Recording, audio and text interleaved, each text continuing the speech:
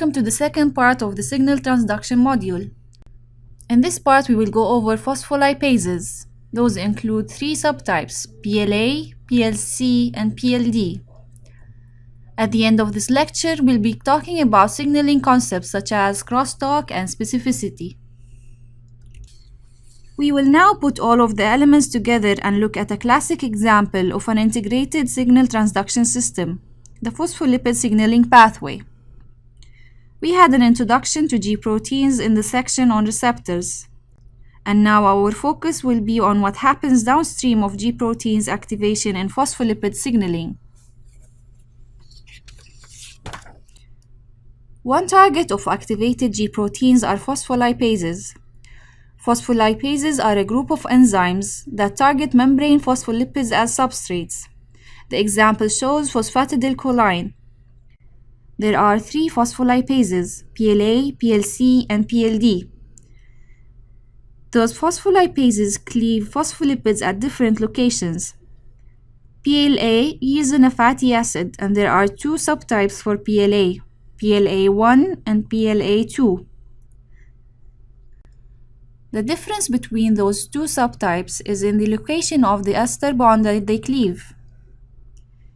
PLC yields diacylglycerol, and PLD yields phosphatidic acid. Our example of PLA signaling involves PLA2. In the diagram, stimulus-receptor interaction activates a G protein, which in turn activates PLA2. PLA2 hydrolyzes phosphatidylcholine, or PC, to lysophosphatidylcholine, or lyso-PC. The free fatty acids that are released can be converted to jasmonic acid, which leads to changes in gene expression. The octadecanoid pathway is sometimes referred to as jasmonic acid pathway. Jasmonic acid is very important in the transduction of stress. The figure also shows altered ion fluxes that result from the activation of some protein kinases by lyso-PC and the free fatty acids, which causes changes in ATPase activity and channel gating. Phospholipase C is a key enzyme in our next example of phospholipid signaling. The PLC signal cycle starts with a stimulus binding to the receptor. This causes GTP binding, followed by alpha subunit dissociation from the heterotrimeric G protein. The alpha subunit of the G protein activates PLC, which cleaves PIP2 to diacylglycerol and IP3. IP3 is shown to diffuse to a ligand-gated calcium channel in the tonoplast or ER, activating the channel. Calcium released into the cytoplasm acts as a second messenger, interacting with calmodulin to lead to output responses. Phospholipids are recycled. Phosphatases cleave phosphate groups.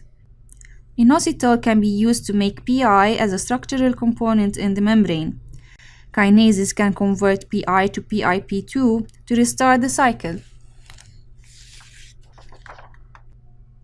Diacylglycerol, or DAG, is also involved in signaling. DAG activates a protein kinase which phosphorylates a number of target proteins, including those involved in cellular division and growth. While they are not an emphasis for our pathway, phorbol esters are shown because they act through stimulating protein kinase C and may be involved in tumor production. The figure shows several interrelated activities occurring during phospholipase D signaling. Ligand receptor binding activates a G protein. PLD is activated by the G protein's alpha subunit and calcium, a process facilitated by a calcium calmodulin binding domain on PLD. One way calcium can enter the cytoplasm is via membrane damage, shown in the right of the figure. Activated PLD migrates to the membrane and hydrolyzes phosphatidylcholine to choline and phosphatidic acid. Phosphatidic acid acts as an ion 4, allowing more calcium to enter, amplifying the signal. Phosphatidic acid also activates the kinases PIP-KIN that converts PIP to PIP2, the substrate for PLC, thus amplifying the PLC cycle. We will finish up the signal transduction section with some general concepts. The first one is crosstalk. Crosstalk refers to instances in which one or more components of one signal transduction pathway affects another. Branching creates networks between pathways and provides redundancy. Crosstalk allows greater sensitivity and promotes amplification of the signal by enzyme cascades.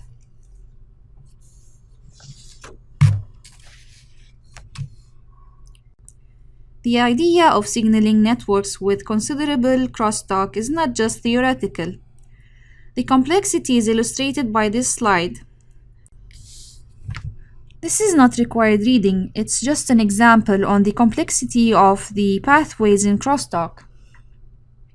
Clearly, signal transduction is usually not a simple linear pathway. We can describe them as networks or webs.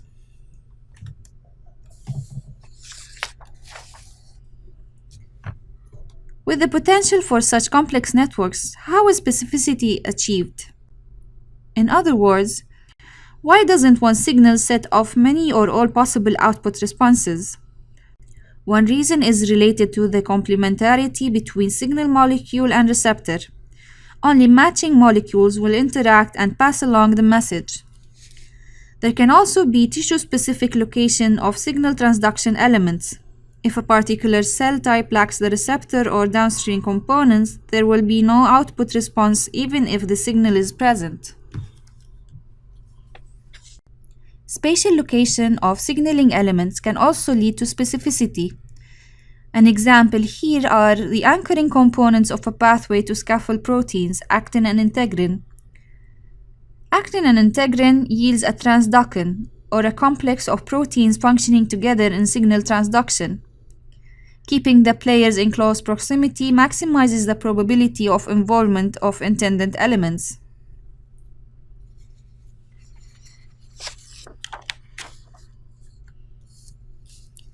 Specificity can also be the result of limited calcium diffusion. Calcium is a divalent cation whose movement will be restricted by the negative charges in the cytoplasm.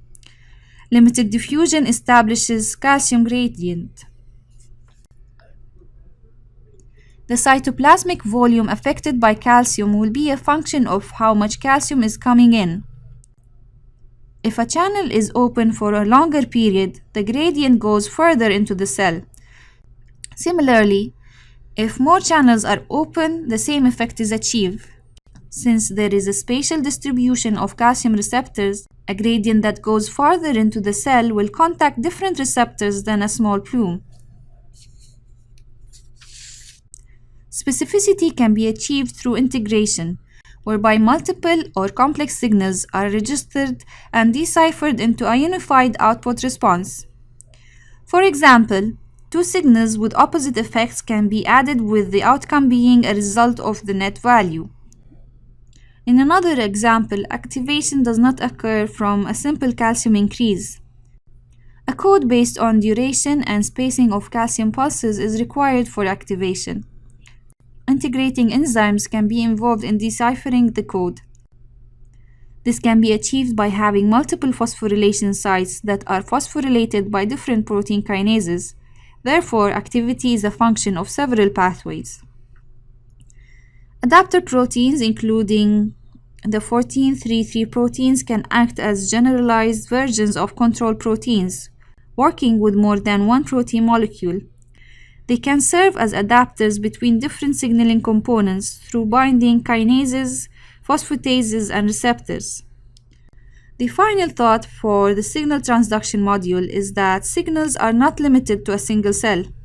They can communicate to neighboring cells through plasmodesmata or via integrins. At the end of the second part of signal transduction, you should know the answers for the following questions. What are the three types of phospholipases? How does the DAG molecule affect signal transduction? What is crosstalk? and explain how specificity is achieved in a signaling pathway. Thank you, and we'll see you in the next module.